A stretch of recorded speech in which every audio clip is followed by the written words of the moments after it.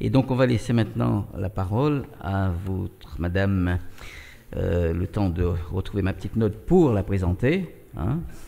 Nathalie Marsigne, qui est responsable ressources humaines opérationnelles Antilles-Guyane pendant 6 ans, de la grande distribution établissement financier, qui l'a été donc, et vous êtes aujourd'hui responsable des ressources humaines à Paris dans un groupe international américain, et ce depuis 2 ans et demi. C'est donc de votre expérience que vous allez nous parler, et vous avez cet élément intéressant, on l'a bien compris, d'avoir d'abord travaillé aux Antilles-Guyane et maintenant en France. Exactement. Donc, je ne sais pas si on m'entend bien. Alors moi, le parcours que j'ai, il est un petit peu à l'inverse de certainement ceux d'entre vous qui ont commencé par faire leurs études ici, travailler ici, pour ensuite envisager un retour aux Antilles-Guyane. Moi, j'ai le parcours d'une jeune femme qui a fait ses études aux Antilles-Guyane, donc collège, lycée, université, qui a commencé à travailler aux Antilles-Guyane et qui, après 6 ans d'expérience professionnelle, a été amenée à évoluer vers la France.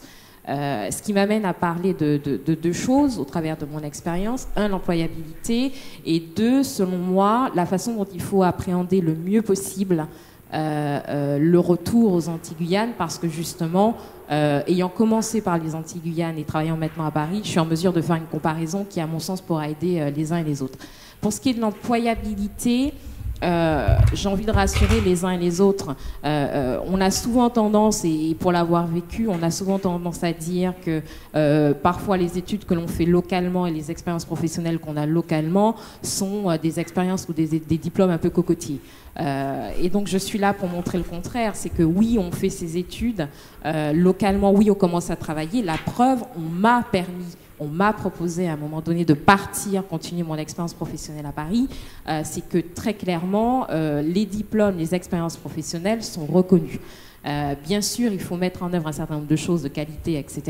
Moi, au travers de mon expérience professionnelle, donc ce que j'ai pu démontrer sont comme partout ailleurs, à partir du moment où vous êtes rigoureux, que vous avez bien sûr les compétences techniques, etc., forcément à un moment donné, c'est reconnu et on va saisir la balle au bond lorsqu'une opportunité se présente à l'extérieur. Alors, il se trouve qu'après la grande distribution, c'est vrai que j'ai intégré localement un groupe américain, General Electric pour ne pas le nommer, qui a des entités en Guadeloupe, Martinique et Guyane, et qu'après 2 ans et 8 mois d'expérience localement, ils se sont dit, on a bien envie de lui proposer quelque chose à Paris, et puis à charge pour elle, enfin, en tout cas c'est comme ça que moi je l'ai vécu, de démontrer qu'elle est tout à fait capable de réussir la mission.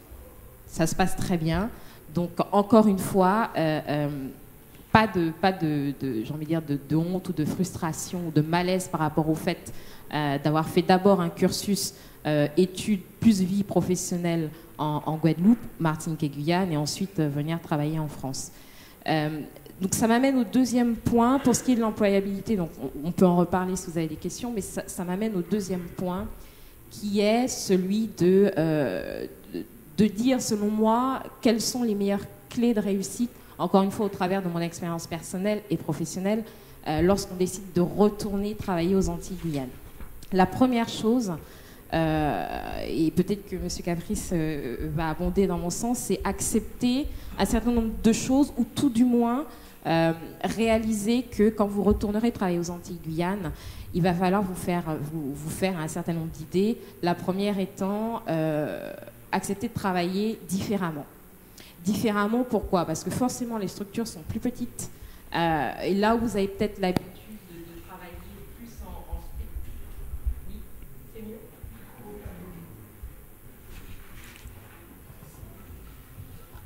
Est-ce qu'on m'entend? Oui, c'est mieux. Là où vous commencez à travailler lorsque vous avez votre première expérience professionnelle ici, plus en spécialisation. Alors, c'est pas vrai pour toutes les fonctions, encore une fois. Moi, je parle au travers de mon expérience de ressources humaines, plus en spécialisation avec une structure beaucoup plus adaptée. Aux Antilles-Guyane, la grandeur des structures, donc des petites structures, fait qu'on est très opérationnel.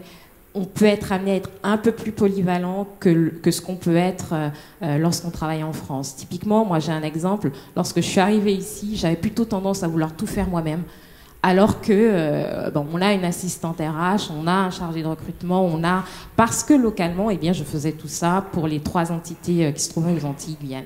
L'autre chose, c'est accepter aussi d'être très à l'écoute, d'être très ouvert, parce que les gens localement ont besoin qu'on les écoute. Ont besoin d'avoir ce sentiment qu'ils peuvent échanger avec vous. Et à mon sens, si vous arrivez en vous disant c'est comme ça et c'est pas autre chose et que vous le revendez comme ça, sans y mettre un minimum la forme, ma perception, c'est que vous allez au devant de grandes déceptions. Et encore une fois, c'est mon expérience ici qui m'a permis, alors je l'avais déjà constaté sur place, mais lorsque j'ai pris ma fonction à Paris, moi, je suis responsable RH d'un certain nombre de métiers tels que chargé de recouvrement, télévendeur, etc. Et les collaborateurs étaient très surpris de la faculté que j'avais d'aller sur place. Parce que aux Antilles-Guyane, j'avais l'habitude d'aller sur les plateaux, de traverser les magasins, etc. Et je pense qu'il faut avoir ça à l'esprit, en rajoutant le fait qu'il faut accepter aussi qu'il y a un certain nombre d'éléments culturels et historiques à côté desquels vous ne pouvez pas passer. Et encore une fois, comparaison, expérience Antilles-Guyane, expérience Paris. Je prendrai l'exemple des négociations annuelles obligatoires. Quand vous entamez ce processus localement, il faut vous attendre à passer un certain nombre de réunions autour de la table avec les partenaires sociaux. C'est rarement inférieur à 10, à quelques exceptions près. Et ici, j'ai eu la surprise de découvrir qu'en 3-4 réunions, eh bien, c'était bouclé.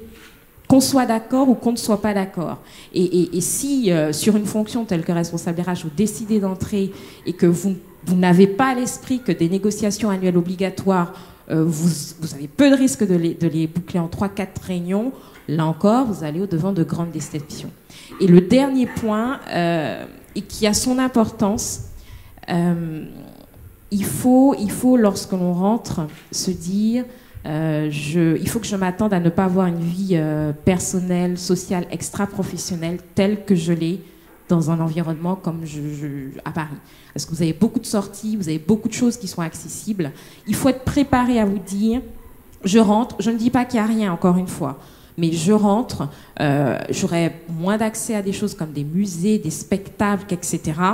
Il faut en être conscient parce que si vous avez l'habitude de sortir tout le temps, constamment, etc., vous allez rentrer, ce n'est pas spécialement la même chose que vous allez retrouver. Et c'est très, très, très, très important en termes d'enjeux, d'intégration, de frustration personnelle. Si vous n'avez pas tous ces éléments à l'esprit, à mon sens, on va quand même au-devant de quelques déceptions. Donc voilà, les 2 aspects d'employabilité, parce que c'est réel, vous commencez à travailler, vous avez des responsabilités, c'est tout à fait possible, la preuve, mon parcours, et derrière quelques clés de réussite. Voilà.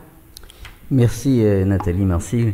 Je ne doute pas que ces propos vont susciter des interrogations dans la salle, nous y reviendrons tout à l'heure.